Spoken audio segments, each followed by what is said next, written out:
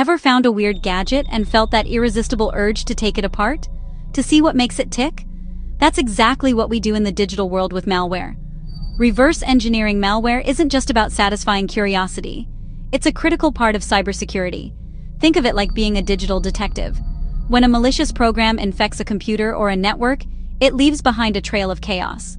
We need to understand exactly what it did, how it did it, where it was trying to send our precious data. This is where reverse engineering comes in.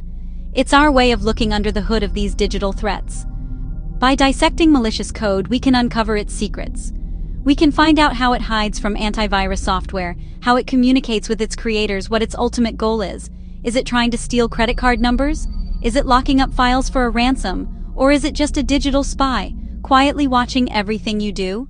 Let's get our hands dirty and start hacking. Our investigation often starts in a chaotic place. A computer's memory. Imagine a computer has been compromised. The malicious program might be running silently, with no file saved on the hard drive.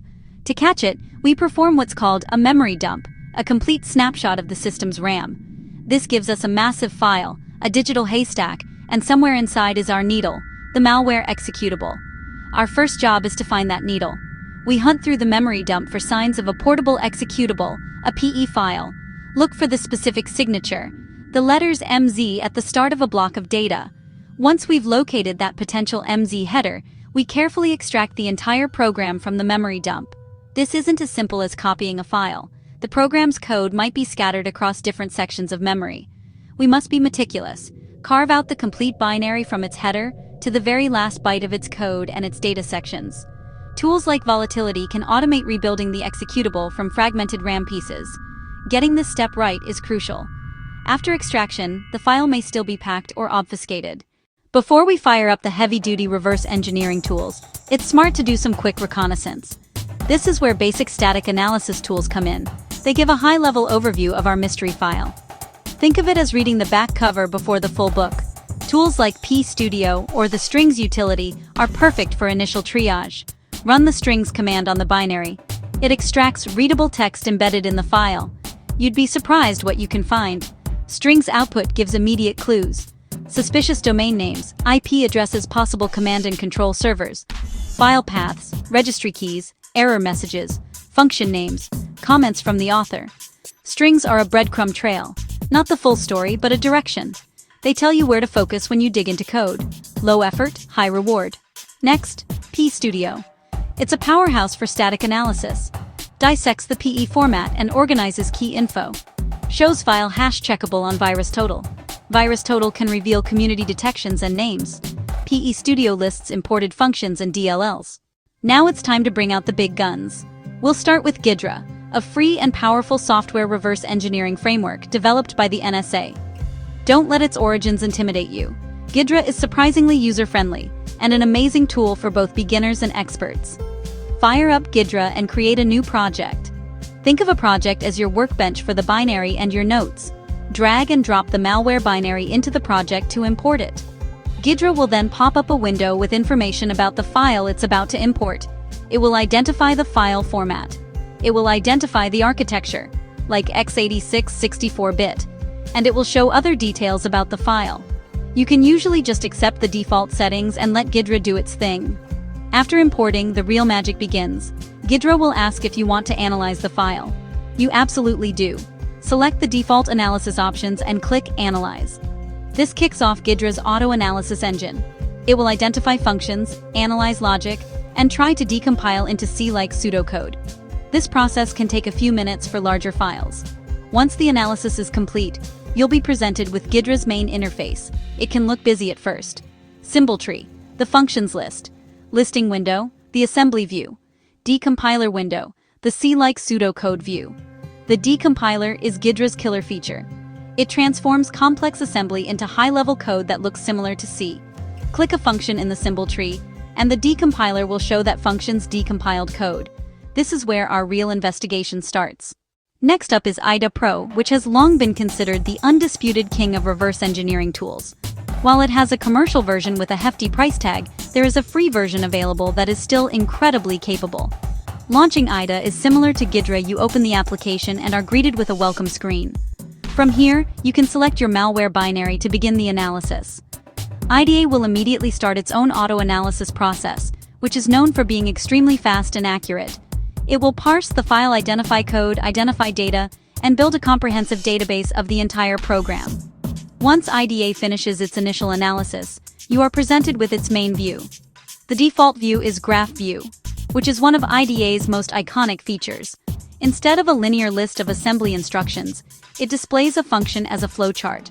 Each block of code is a node, and the arrows show the flow of execution, how the program jumps between different parts of the code, based on certain conditions. This visual representation is incredibly intuitive for understanding the logic of a function, especially complex ones with many branches loops. If you have access to the commercial version of IDA Pro, you get its most powerful feature, the Hexray's decompiler. Just like Ghidra's decompiler, this tool translates the assembly code into high-level, C-like pseudocode. When we place Ghidra and IDA Pro side by side, it's not about one being definitively better than the other. It's about understanding their unique strengths and when to use each. The most obvious difference is the price. Ghidra is completely free, open source, backed by the US government. This makes it incredibly accessible to everyone: students, hobbyists, professional researchers on a budget. IDA Pro, particularly with the Hexray's decompiler, is a commercial product with a significant cost. That price barrier is a major factor for many, making Ghidra the go-to choice for those starting out or without corporate funding. In terms of features, both are powerhouses. Ghidra's built-in decompiler is its crown jewel. High-quality decompilation is available for free across multiple architectures. x86 ARM MIPS other architectures. Ghidra also has excellent collaboration features, allowing multiple analysts to work on the same project simultaneously. IDA Pro, however, has long been the industry standard. Its disassembler is often considered faster and slightly more accurate. Hexray's produces the cleanest, most readable decompiled output. Reverse engineering a piece of malware doesn't happen in a vacuum. The clues we uncover inside the code are pieces of a much larger puzzle. The real power comes from correlating our findings with other evidence gathered from the infected system or network. This is where we connect the dots between what the code says it will do and what it actually did.